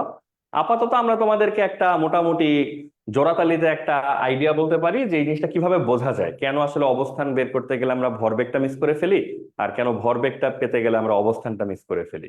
তোমাদেরকে আমরা টুকটাক কিছু ব্যাকগ্রাউন্ড নলেজ দিয়ে রেখেছি অলরেডি আগের একটা দুইটা ক্লাসে, সো এটা বলাটা সহজ হবে আমাদের। বাট আমরা এটাকে খুব সিরিয়াসলি নিতে মানা করতেছি, উপরের ক্লাসে এটার অ্যাকচুয়াল ব্যাখ্যাগুলো হচ্ছে পাওয়া যাবে। আইডিয়াটা হচ্ছে, ধরো একটা হাইড্রোজেন পরমাণু, একটা সহজ পরমাণুর কথাই আমরা বলি। হাইড্রোজেন পরমাণুর মধ্যে আমরা কি জানি? একটা ইলেকট্রন ঘুরে বেড়াচ্ছে। এখন পরমাণুর মধ্যে তো আমাদের আসলে টেকনিক্যালি মানে কোন একটা জায়গায় যদি একটা ইলেকট্রন থাকে, সেটা তো আমাদের জানার কথা না, ইলেকট্রনটা কোথায় আছে এটা তো আমরা দেখতে পাচ্ছি না। তো ধরো কেউ একজন অবস্থান নির্ণয় করবে এই উদ্দেশ্য নিয়ে, সে ধরো একটা টর্চ বা কোন একটা লাইট জ্বালালো এটা দেখার জন্য। তো তুমি এই লাইটের হেল্প নিয়ে ধরো মোটামুটি আইডিয়া করতে পারলা যে ইলেকট্রনটার অবস্থানটা কোথায়, তুমি এটা দেখতে পারলা বা ডেসক্রাইব করতে পারলা। এখন প্রবলেমটা কোথায় হবে? তুমি যেই মাত্র লাইটটা জ্বালাবা, আমরা তো লাইটের থিওরিও পড়ে আসছি, লাইটের কোয়ান্টাম থিওরি কি বলে, যেই মাত্র তুমি লাইট জ্বালাবা, লাইট থেকে কি আসতে থাকবে বলো তো? সারি সারি প্যাকেট আসতে থাকবে। এই প্যাকেট গুলো তো একটা ছোট ছোট বস্তু কণার মতোই, তাই না? তো প্যাকেটে এসে কাকে ধাক্কা দিবে বলো তো? ইলেকট্রনটাকে ধাক্কা দিবে। প্যাকেটটা যদি ইলেকট্রনটাকে ধাক্কা দিয়ে ফেলে, দুইটা ছোট বা একই রকম কণা যখন একটার সাথে আরেকটা ধাক্কা খায়, তখন ইলেকট্রনটা কি আর আগের যে অবস্থা, যে অবস্থায় সে ছিল এতক্ষণ, সে অবস্থাটাকে সে ধরে রাখতে পারবে? এটা কিন্তু পারবে না। সে কিন্তু তার গতির দিক পরিবর্তন হয়ে যাবে, ভরের পরিবর্তন না হলেও বেগের পরিবর্তন বা ওভারঅল ভর বেগের কিন্তু বেশ কিছু পরিবর্তন ইলেকট্রনটার মধ্যে আসবে। এখান থেকে কি বোঝা যাচ্ছে? ইলেকট্রনটার অবস্থান বের করার জন্য তুমি যে আশেপাশে আনুষঙ্গিক জিনিসপত্রের হেল্প নিচ্ছ, আলোর হেল্প নিচ্ছ, ওই হেল্পটাও আসলে এক্সপেরিমেন্টটাকে নষ্ট করে ফেলতেছে, বা এক্সপেরিমেন্ট থেকে আমাদের যে জিনিসটা পাওয়ার কথা ছিল সেটা ঠিক মতো দিচ্ছে না। তো তুমি ধরো আবার তাড়াতাড়ি লাইটটা অফ করে ফেললা, যে না ঠিক আছে, ইলেকট্রনকে যেহেতু ডিস্টার্ব করতেছে লাইটটা, লাইটটা আমরা অফ করে ফেলি। তো লাইট অফ করে ফেললে কি হবে বলো তো? সে হয়তো কিছুক্ষণের মধ্যে তার গতির আগের যে অবস্থাটা ছিল সেটা চলে আসবে, তার ভরবেগ বা গতির যে মান ছিল, বেগ, সেগুলো হয়তো আগের মতো চলে আসবে। কিন্তু এখন প্রবলেম হচ্ছে তুমি কিন্তু ইলেকট্রনটাকে আর দেখতে পাচ্ছ না। সো খুব রাফলি বললে এটা হচ্ছে একটা সমস্যা, যে ছোট বস্তু কণার জন্য এই যে আশেপাশে যা কিছুর প্রেজেন্স আছে, এটাকে তো আমরা নর্মালি অ্যাভয়েড করি, দেখি না, তাই না? আমরা মূল চরিত্রগুলোর দিকে মনোযোগ রাখি।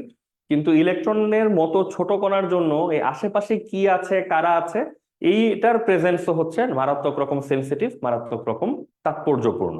ঠিক আছে? তো মূল কথায় ফেরত আসি। মূল কথা হচ্ছে অবস্থান এবং ভরবেগ। যদি সেটা ছোট কণা হয় তাহলে আমাদেরকে অ্যালার্ট হইতে হবে, সেটার অবস্থান জানলে আমরা ভরবেগ ঠিক মতো জানতে পারবো না, আর ভরবেগ ঠিক মতো জানতে পারলে আমরা হচ্ছে অবস্থানটা জানতে পারবো না। অনেক বইতে এটা একটা ম্যাথমেটিক্যাল ফরম্যাট দেওয়া থাকে, delta x into delta P greater than equal to h/4 পাই। কি বলা থাকে এখানে? এইচ হচ্ছে একটা কনস্ট্যান্ট, 4 পাই হচ্ছে একটা কনস্ট্যান্ট। ডেল্টা এক্স এবং ডেল্টা পি কি জিনিস? ডেল্টা এক্স কে বলে অবস্থানের অনিশ্চয়তা। অবস্থানের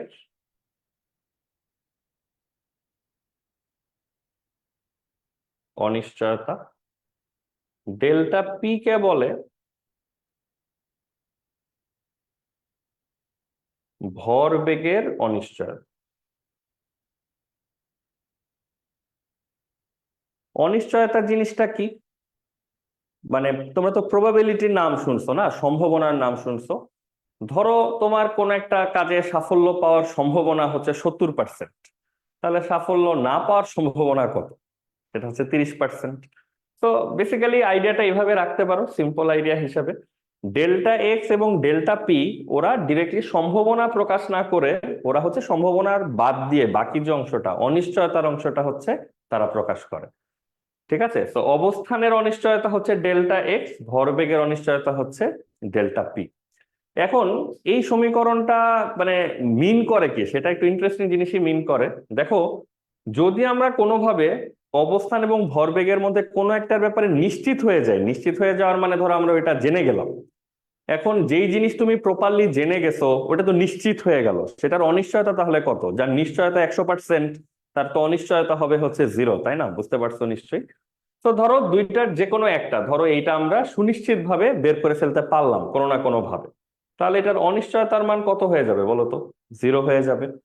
তখন কেউ যদি ডেল্টা পির মানটা শুধু বের করতে চায়, তখন জিরোটাকে কি করতে হবে বলো তো? নিচে নিয়ে আসতে হবে। কোনো কিছু নিচে চলে মানে 0 চলে আসার মানে কি বলতো? এটা মোটামুটি ইনফিনিটির মতো একটা মান দিবে। তার মানে দেখো এই জিনিসটা কি মিন করতেছে। তুমি ধরো কোনোভাবে অবস্থানের ব্যাপারে সুনিশ্চিত হয়ে গেছিলা, কোনোভাবে তুমি অবস্থান বের করে ফেলছো, তাতে ভরবেগের অনিশ্চয়তার অবস্থা কি? ভরবেগের অনিশ্চয়তা এখন হয়ে গেছে ইনফিনিটি। তার মানে ভরবেগের ব্যাপারে তোমার আসলে কোনো আইডিয়াই নাই ওর মানটা এখন কত আছে, কেমন আছে। বুঝতে পারতেছো? এই ইকুয়েশনটা এইভাবেই বানানো আছে যে তুমি একটার ব্যাপারে জানলে অন্যটার ব্যাপারে তুমি তত কম জানবা, মানে একটার ব্যাপারে তুমি যত ভালো জানবা আর একটার ব্যাপারে তুমি ঠিক ততখানি কম জানবা। ঠিক আছে? তো এইখান থেকে যদি আমরা আসি যে আমরা এটা কেন পড়তেছি, তাহলে দেখো আমরা 3টা স্টেপ পড়বো বলেছিলাম। এক হচ্ছে হাইজেনবার্গের নীতিটা কি, সেই নীতিটা যতটুকু পারা যায় আমরা এই লেভেলে তোমার লেভেলে রেখে বোঝার চেষ্টা করব, সেটাও ডান। এখন কথা হচ্ছে আমরা এটা পড়তেছি কেন, কেমিস্ট্রি বা পরমাণু বা ইলেকট্রন বোঝার ক্ষেত্রে এটা কোথায় হেল্প করবে আমাদেরকে। প্রথম জিনিস, এই নিয়ম ক্ষুদ্র বস্তুর জন্য অ্যাপ্লিকেবল। ইলেকট্রন ক্ষুদ্র বস্তু কিনা? অ্যান্সার হচ্ছে হ্যাঁ। তার মানে ইলেকট্রন এই নীতির আন্ডারে আছে, ইলেকট্রনের জন্য তুমি এই নীতিটা অ্যাপ্লাই করতে পারবা। ইলেকট্রন গতিশীল বস্তু কণা কিনা? হ্যাঁ, গতিশীল বস্তু কণা। তাহলে ইলেকট্রনের অবস্থান এবং ভরবেগ তুমি কি নিশ্চিত ভাবে বের করতে পারবা বা পারা উচিত আমাদের? অ্যান্সার হচ্ছে না। ইলেকট্রনের অবস্থান জানলে ভরবেগ জানবো না, ভরবেগ জানলে অবস্থান জানবো না। এই যে ইলেকট্রনের অবস্থান বিষয়ক যে একটা অনিশ্চয়তা, একটা কনফিউশন, এই কনফিউশনটাই হচ্ছে হাইজেনবার্গের নীতির ফাইনাল লাইন, যে তুমি ইলেকট্রনের অবস্থানের ব্যাপারে তোমার যে ধারণা এতদিনের, যে ইলেকট্রন শেলে থাকে বা নির্দিষ্ট একটা জায়গায় অবস্থান করে, ইলেকট্রনের ব্যাপারটা মোটেও আসলে এরকম না। ইলেকট্রনের অবস্থান বেশ অনিশ্চিত। ইলেকট্রনের অবস্থান বেশ অনিশ্চিত, এটা তো শুনতে একদম ওই যে সংবাদ পাঠকের মতো একটা ফর্মাল লাইন শোনাচ্ছে। মোর রিয়েলিস্টিক লাইন হচ্ছে পরমাণুর মধ্যে ইলেকট্রন কোথায় আছে এটা নিয়ে আমরা কনফিউশন আছে, আমরা আসলে জানি না পরমাণুর মধ্যে ইলেকট্রনটা কোথায় আছে। তো এইটা কিন্তু এখন তোমার শুনতে বেশ অ্যালার্মিং শোনাবে। যেমন হাইড্রোজেন পরমাণুতে একটা ইলেকট্রন আছে, এটা সত্য কথা। তোমার বাসায় তুমি আছো, এটা যেমন সত্য কথা। এখন এত বড় একটা বাসায় বা এত বড় একটা পরমাণুর মধ্যে ইলেকট্রনটা ঠিক কোথায় আছে এই ব্যাপারে আমাদের ধারণা খুবই কম। হাইজেনবার্গ আমাদেরকে এই ধারণাটাই দিচ্ছে। বুঝতে পারছো? এই ভীতিকর তথ্যটা ইম্পর্টেন্ট কেন? কারণ তুমি ছোটবেলায় দেখে আসছো যে ইলেকট্রন তো খুব ইম্পর্টেন্ট কণা, এটা ছাড়া তো আসলে কেমিস্ট্রি নিয়ে আগানো খুব ডিফিকাল্ট, তাই না? যত রকম এই যে রিডক্স বিক্রিয়া, আয়নিক বন্ধন, সমযোজী বন্ধন, ইলেকট্রন আসে, ইলেকট্রন যায়, ইলেকট্রন শেয়ার হয়, মানে সামগ্রিক কেমিস্ট্রিটাই তো আসলে ইলেকট্রনের ইন্টারাকশনের উপর দাঁড়ায় আছে। এখন যদি আমরা হঠাৎ করে বলি যে ইলেকট্রনের অবস্থানটা ঠিক নিশ্চিত না, ইলেকট্রনটা কোথায় আছে আমরা প্রপারলি জানি না, এটা আসলে খুব মানে শুভ সংবাদ না আর কি। সো আমরা দেখো কনফিউশনের পর কনফিউশনে কিন্তু পড়তেছি এবং সেগুলোকে আমরা কোনো না কোনো ভাবে ডিফেন্ড করার চেষ্টা করতেছি। ডি ব্রগলি সমীকরণের পর আমরা জানলাম যে ইলেকট্রন কোনো সিম্পল কণা না, ওর সাথে একটা তরঙ্গ ধর্ম আছে। এখন আমরা বলতেছি যে ইলেকট্রনের অবস্থানটা অনিশ্চিত, এটা তুমি কিছু রিলেটও করতে পারবা। ও যদি মার্বেলের মতো একটা ডট হইতো তাহলে ধরো ওকে লোকেট করা ইজি, যে হ্যাঁ ঠিক আছে ডটটা এখানে আছে। এখন ও তো তরঙ্গের মতো বলতেছি আমরা, তো তরঙ্গ কিভাবে আসলে এটা ডেসক্রাইব করা সম্ভব, যে তরঙ্গটা আসলে কোথায় আছে, এটা একটু বলা ডিফিকাল্ট না? তো এগুলো হচ্ছে ভিউ যে ইলেকট্রনের অবস্থানটা আসলে কোথায়, এটা স্পষ্টভাবে বলা মোটামুটি অসম্ভব ব্যাপার অ্যাকর্ডিং টু হাইজেনবার্গ। তাহলে এখন কথা হচ্ছে ইলেকট্রনের মতো একটা গুরুত্বপূর্ণ কণা যদি আমরা খুঁজেই না পাই, কোথায় আছে সেটাই যদি আমরা না জানি, তাহলে নেক্সট পড়ালেখাটা আসলে কিভাবে করা সম্ভব এবং ইলেকট্রনটারই বা কি হবে? এই হাইড্রোজেন পরমাণুতে ইলেকট্রনটাকে আমরা কোথায় খুঁজবো আর কোথায় পাবো? তো এই যে একটা সমস্যা, যে ইলেকট্রনের অবস্থানটা সামহাও অনিশ্চিত এবং আমরা বলতে পারতেছি না যে ইলেকট্রনটা ঠিক কোথায় আছে, এই সমস্যার সমাধান কিভাবে হবে? সবাই কার কোনো প্রশ্ন আছে? বুঝতে পারতেছো সবকিছু?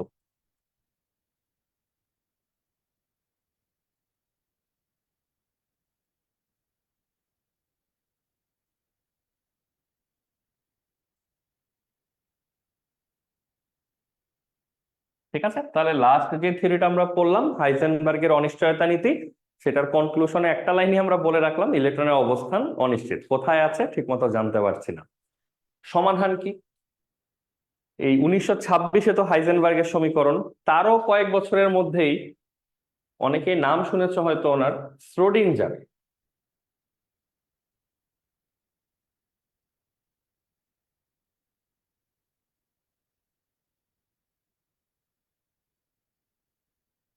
এই শ্রোডিঞ্জার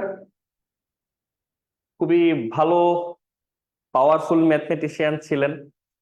এটা বলা হয় যে উনি এই ধরনের কেস বা এই ধরনের সমস্যা আলোচনা করার জন্য ওয়েভ মেকানিক্স নামে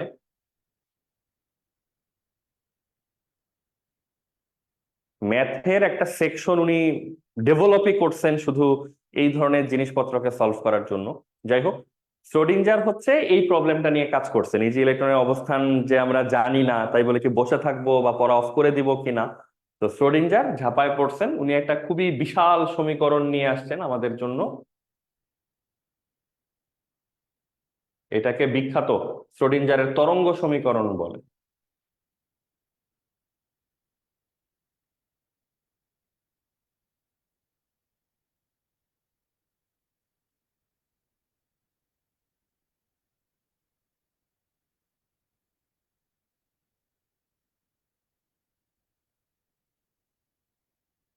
বিশাল সমীকরণ, বাট জানা ভালো। অনেকে হয়তো নোটেশন গুলোর সাথে ঠিক মতো পরিচিত না, তো সবাইকে সমীকরণটা দেখো, আমরা কোনটা কি বোঝায় কোনটা কি জিনিস সেটা বলে দিচ্ছি, এবং কেন এটা আমরা পড়তেছি যথারীতি, যে সমীকরণকে আমরা শখে পড়তেছি নাকি আমাদের কোনো না কোনো প্রবলেম সলভ করতে এটা হেল্প করবে, সেটা একটু শুনে রাখো। এই যে অংশগুলি, delta square by delta X square, similar জিনিস তুমি 3 বার দেখবা।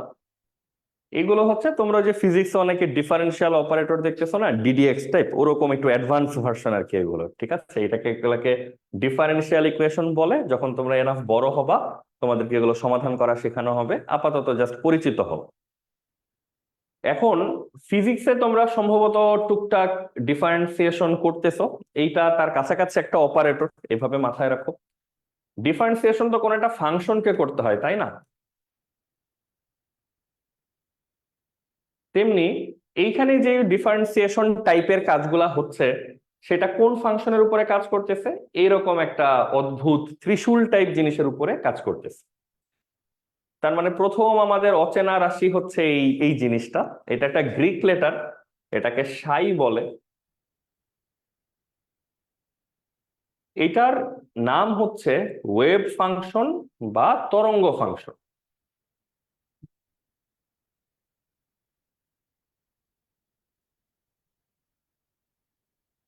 ঠিক আছে, এটাকে বলে হচ্ছে ওয়েভ ফাংশন বা হচ্ছে তরঙ্গ ফাংশন। এটার কাজ হচ্ছে কোনো একটা তরঙ্গের বিস্তার নির্দেশ করা। বিস্তার, বিস্তার শব্দটার সাথে তোমাদের পরিচয় আছে তাই না? এরকম কোন একটা তরঙ্গ যদি হয়, এটা তরঙ্গ এরকম কোন একটা পাশে যতদূর পর্যন্ত যেতে পারে সেটাকে আমরা বিস্তার বলি। এই সাই নামক জিনিসটা হচ্ছে ওই যে যে তরঙ্গ নিয়ে আলোচনা হয়, বস্তু তরঙ্গ, সেই তরঙ্গটার বিস্তার বোঝায় হচ্ছে সাই, এবং এটা একটা নাম আছে, এটাকে তরঙ্গ ফাংশন বা ওয়েভ ফাংশন বলে। এটা হচ্ছে 8, এটা হচ্ছে পাই, এটা হচ্ছে এম। এম দিয়ে তো যথারীতি বস্তু কণার ভরই বোঝাবে, যে বস্তু নিয়ে আমরা কথা বলতেছি সেই বস্তু কণার ভর হচ্ছে এম। ই কে বলে হচ্ছে মোট শক্তি, তার সাথে ইউ আছে, ইউ, এইটাকে আমরা বলি স্থিতি শক্তি।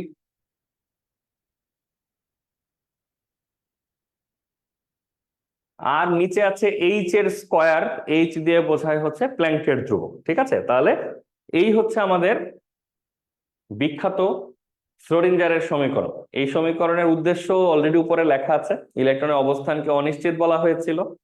ইলেকট্রনের অবস্থানকে আমরা কিছুটা খুঁজে টুজে বের করতে পারি কিনা সেই হেল্প হিসেবে শ্রোডিঞ্জারের ইকুয়েশনটা আমাদের কাছে আসছে। এখন সমীকরণ জানলাম, সমীকরণে কোন রাশির কি বোঝায় সেটা জানলাম, দেন হোয়াট, প্রবলেম কিভাবে সলভ হলো, ইলেকট্রনের অবস্থানকে জানা গেল কিনা সেটা আমরা একটু দেখি। আমরা এইখানেই লেখার চেষ্টা করি, তাহলে হয়তো তুমি ইকুয়েশনটার হেল্পটা কিভাবে নিলাম সেটা জানতে পারবা। দেখো আরো কিছু তথ্য। এই যে সাই নামক জিনিসটা, এইটা হচ্ছে এক্স ওয়াই জেড এর ফাংশন। এক্স ওয়াই জেড এর ফাংশন এই কথাটার মানে হচ্ছে, এইটা তো ডিফারেন্সিয়াল ইকুয়েশন, এটাকে সলভ করলে তুমি ওই যে আমাদের ছোটবেলার বীজগাণিতিক সমীকরণের মতো 2 3 4 টাইপের মান পাবা না। এই টাইপের সমীকরণ সলভ করলে তুমি পাবা রাশিমালা, যেমন X square plus X Y, Y square plus Y cube, এই টাইপের বিভিন্ন রাশিমালা আসে এইসব সমীকরণের সমাধান হিসাবে। সেই রাশিমালাগুলোকে তুমি আবার চাইলে, এই জন্য এটাকে function of X Y Z বলা হচ্ছে, তুমি চাইলে সেটাকে আবার বিভিন্ন রকম গ্রাফে প্লটও করতে পারবা, ড্র করতে পারবা। এখন পুরো জিনিসটা আমাদের কিভাবে হেল্প হচ্ছে এটা একটু দেখো। তোমরা 9 10 ক্লাসের ফিজিক্সে এই জিনিসটা পড়ার কথা, তো এটাকে আর আমরা নতুন করে ডেসক্রাইব না করি, এটা আমরা জানি বলে চালায় দেওয়ার প্ল্যান আমাদের।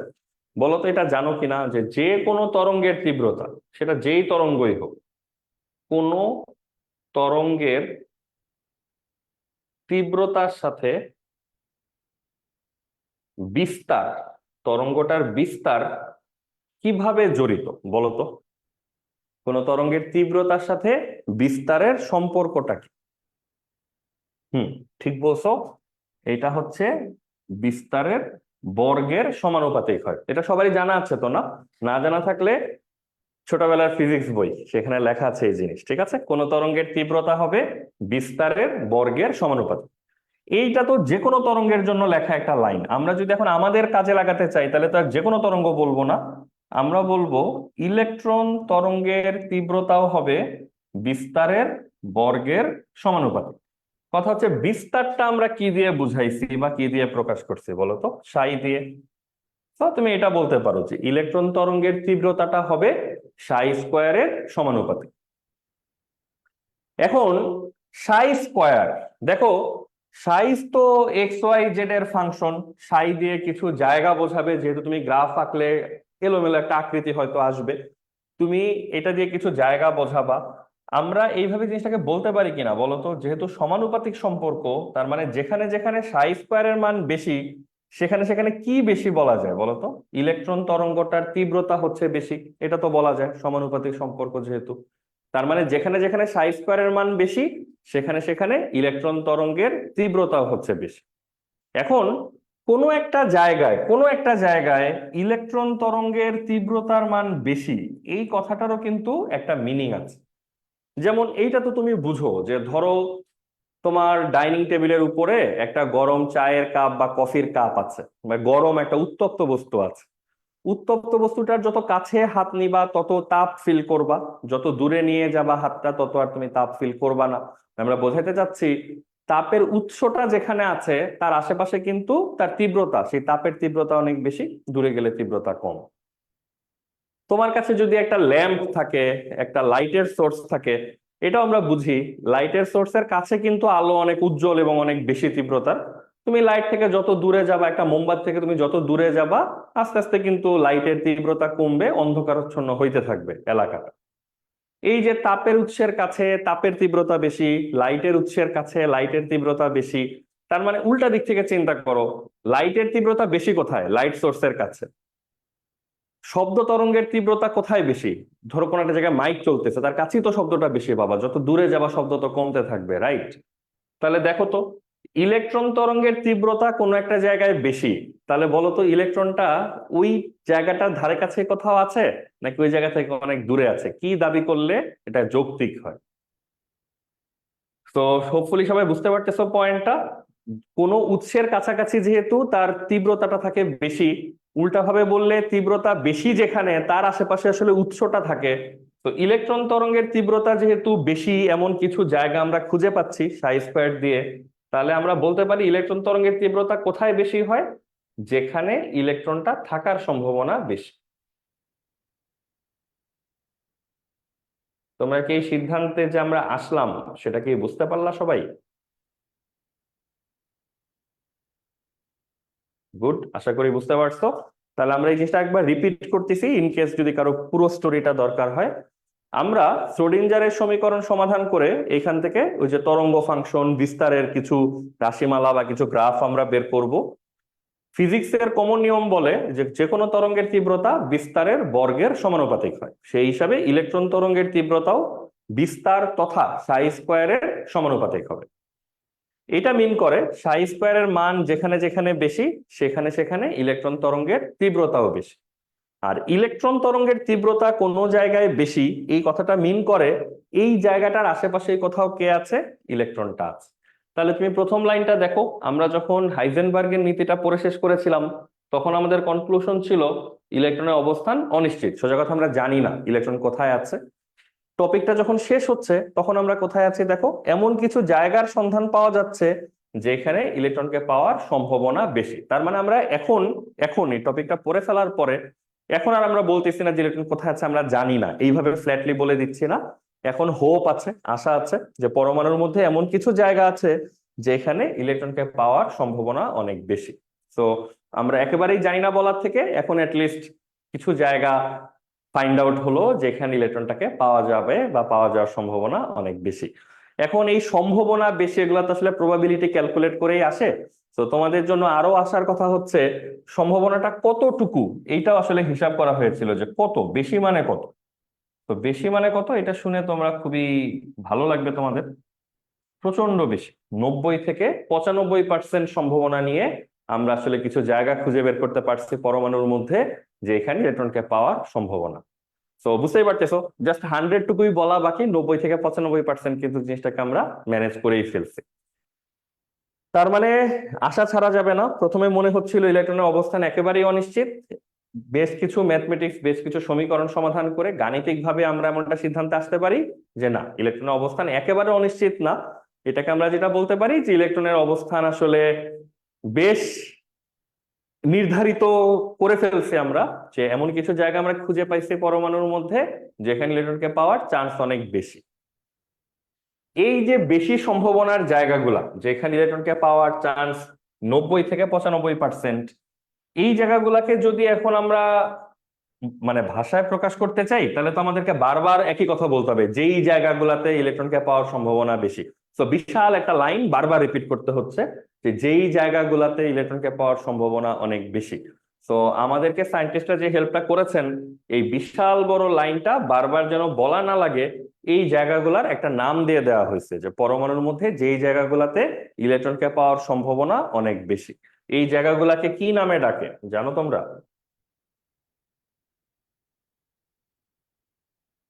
এই জিনিসটাকেই বলে হচ্ছে অরবিটাল। সো আমাদের আজকে ক্লাসের টার্গেট ছিল যে আমরা অরবিটাল জিনিসটাকে সেটা তোমাদেরকে বলবো।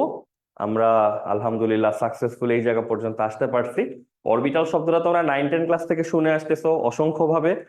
তো আমরা একটু বলতে চাই যে এই যে অরবিটালের ধারণাটা তোমরা 9-10-এ যেটা পাইছো ওটা কিন্তু আসলে কারেক্ট আইডিয়া না। ওখানে মিলানো মিশানো উপশক্তি স্তরকে অরবিটাল বলছে, বিভিন্ন কিছুকে অরবিটাল বলছে, বাট অ্যাকচুয়ালি অরবিটাল কি বুঝতেই পারতেছো সেটা কিন্তু চাইলে আসলে 9-10-এর কাউকে বোঝানো সম্ভব না, কারণ এই জিনিসটা অনেকগুলো সাইন্টিফিক স্টেজ পার হয়ে হয়ে ফাইনালি আমরা এই জায়গাটায় হচ্ছে ল্যান্ড করি। তাহলে অরবিটাল কি এই কোশ্চেনের বলো তো, আমরা যদি উল্টো দিকে যাই একটু, কেউ প্রশ্ন করলো অরবিটাল কি, প্রশ্নের উত্তর আমরা কি দিব? এইটা, পরমাণুর মধ্যে এমন কিছু জায়গা আছে যেখানে ইলেকট্রনকে পাওয়ার সম্ভাবনা অনেকখানি, সম্ভাবনা অনেক বেশি, 90 থেকে 95%। এই বেশি সম্ভাবনা ওয়ালা জায়গাটা গুলাকে আমরা বলবো হচ্ছে অরবিটাল। ঠিক আছে, এখন যদি কোনো কম জানা মানুষ এটা শুনতে থাকে, দেখো প্রশ্নগুলা কিরকম আসবে আর সেই উত্তরগুলা কিরকম হইতে পারে। অরবিটাল কি? পরমাণুর মধ্যে ইলেকট্রনকে পাওয়ার চান্স যেখানে বেশি সেটাকে আমরা বলবো অরবিটাল। যে কেউ প্রশ্ন করবে যে চান্সের কথা কেন আসতেছে, কারণ হচ্ছে ইলেকট্রনটা কোথায় আছে এক্স্যাক্টলি আমরা জানি না। কেন জানি না ইলেকট্রনটা কোথায় আছে, কেন জানতে পারতেছি না? অ্যান্সার হচ্ছে হাইজেনবার্গের প্রিন্সিপাল বা হাইজেনবার্গের নীতি। উনি ম্যাথমেটিক্যালি এবং রিয়েলিস্টিক্যালি এটা প্রুফ করে দিয়ে গেছেন যে আমরা অবস্থান এবং ভরবেগ এই দুইটা নিয়ে একটা দোটানায় থাকি, একটা জানলে আমরা অন্যটা জানতে পারি না। সো হাইজেনবার্গের নীতির পর থেকে আসলে ইলেকট্রনের অবস্থানটার ব্যাপারে আমরা কনফার্ম হয়েছে যে ওটা আসলে আমরা ঠিক মতো জানি না। হাইজেনবার্গের নীতি কি সবার জন্য অ্যাপ্লিকেবল কিনা? অ্যান্সার হচ্ছে না। হাইজেনবার্গের নীতিটাও আসলে খুব ভালোভাবে কাজ করে যদি আমরা ইলেকট্রন লেভেলের ছোট কণার দিকে আসি। ঠিক আছে, তো এইটা হচ্ছে আমাদের এই ব্যাকগ্রাউন্ড এবং পুরো হিস্ট্রিটা। তো অরবিটালের সংজ্ঞাটা আমরা তোমাদেরকে একটু ফ্রেশ করে লিখে দিতে পারি বা বলে দিতে পারি, এটাই আমাদের আজকের লাস্ট টপিক। তার মানে আমরা তুমি যদি তোমার সাথে চিন্তা করো, ধরো হাইড্রোজেন পরমাণুতে একটা ইলেকট্রন থাকে, মানে হচ্ছে তোমার বাসায় তুমি থাকো, তোমার বাসায় তুমি থাকো, সব রুম সব জায়গায় তোমার জন্য এক্সেসিবল, তুমি যে কোনো জায়গায় যাইতে পারো। তার মানে তুমি নিজে নিজের প্রশ্ন করো, তুমি কি তোমার বাসায় সব জায়গায় সমানভাবে বন্টিত থাকো? মানে দিনের সবগুলো রুমে তুমি সমান সমান পরিমাণ টাইম কাটাও? ব্যাপারটা কি এরকম? অবশ্যই না। কিছু জায়গা আছে তোমার খুব পছন্দের জায়গা, যেখানে তুমি থাকতে লাইক করো। সো ইলেকট্রনের ব্যাপারটা তার থেকে খুব বেশি ডিফারেন্ট কিছু না। পরমাণুর মধ্যে সব জায়গায় মেবি ইলেকট্রনের জন্য এক্সেসিবল, বাট কিছু জায়গা সে লাইক করে, 90 থেকে 95% অংশ সে ওই জায়গাটাতেই থাকার চেষ্টা করে। তো এই বিশেষ জায়গাগুলোকে আমরা বলি হচ্ছে অরবিটাল। ঠিক আছে, তাহলে অরবিটালের একটা অফিসিয়াল সংজ্ঞা কিরকম হইতে পারে?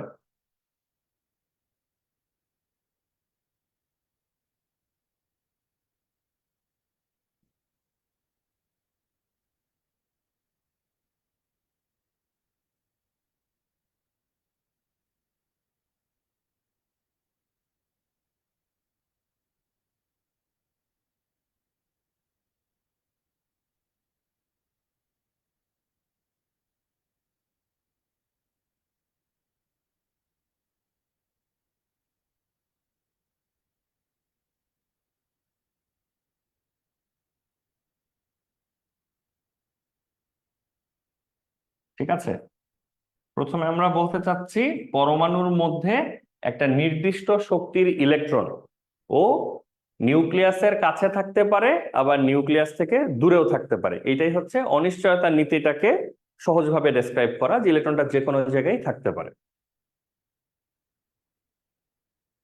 তবে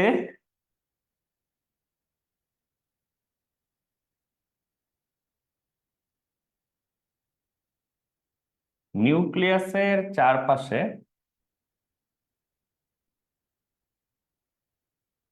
এমন কিছু জায়গা আছে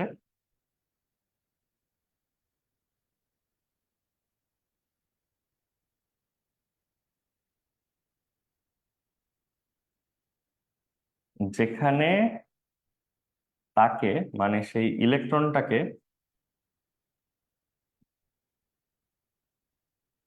পাওয়ার সম্ভাবনা অনেক বেশি। কত বেশি সেটাও লিখে দিতে পারো, 90 থেকে 95%। এই বিশেষ জায়গাগুলোকে অরবিটাল বলে।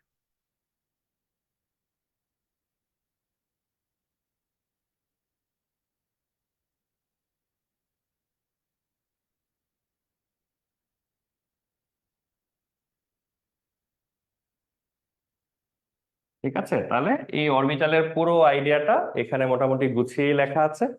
পরমাণুর মধ্যে একটা ইলেকট্রন নিউক্লিয়াসের কাছে দূরে যে কোনো জায়গায় থাকতে পারে, বাট কিছু জায়গা নির্ধারণ করা গেছে যেখানে ইলেকট্রনটাকে পাওয়ার সম্ভাবনা তুলনামূলক অনেকখানি বেশি।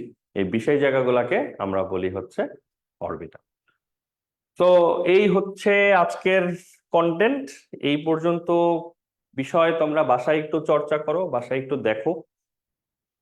কারো কোনো প্রশ্ন থাকলে আমরা শুনবো, তোমরা একটু পড়ে টোরে আমাদেরকে জানাও, বা লেকচারের যে নিচে কমেন্ট সেকশন সেখানে জানাও, গ্রুপগুলো যেগুলো আছে সেগুলোতেও ডিসকাস করতে পারো। তাহলে আজকে আমরা কি কি পড়লাম আমরা 30 সেকেন্ড একটা ওভারভিউ দেই, তাহলে আমাদের আজকের জন্য ছুটি সবার। আমরা লাস্ট লেকচার পর্যন্ত পড়েছিলাম লাইটের থিওরি এবং কোয়ান্টাম তত্ত্ব। আলো এবং তারই চৌম্বকীয় তরঙ্গ প্যাকেট হিসাবে চলে। সেখান থেকে আমরা আজকে ডি ব্রগলি সমীকরণ দেখলাম, যে আমাদেরকে বলে যে বস্তু এবং তরঙ্গ আসলে একই রকমের ব্যাপার স্যাপার, যে বস্তু সেই তরঙ্গ, যে তরঙ্গ সেই বস্তু, তবে ছোট বস্তু হলে আলোচনা করতে সুবিধা হয় সবার জন্য। দেন আমরা যেটা জানলাম যে এই ডি ব্রগলি সমীকরণ ব্যবহার করে বোরের মডেলের নিয়ম কানুনও প্রমাণ করা সম্ভব। তারপর আসে ছোট বস্তু কণার যদি গতিশীল হয়, হাইজেনবার্গের অনিশ্চয়তা নীতি, যেখানে বলা আছে অবস্থান এবং ভরবেগ একসাথে ক্যালকুলেট করা যাবে না, একটা পেলে অন্যটা আমরা মিস করব। সেখান থেকে আমাদের মনে একটা সংশয় তৈরি হয়েছে, ইলেকট্রনের অবস্থান আমাদের জানা নাই। ইলেকট্রন অবস্থানটা জানার জন্য শ্রোডিঞ্জারের এই বিশাল সমীকরণের হেল্প নেওয়া হয়, যেই সমীকরণের মূল রাশিটা হচ্ছে সাই।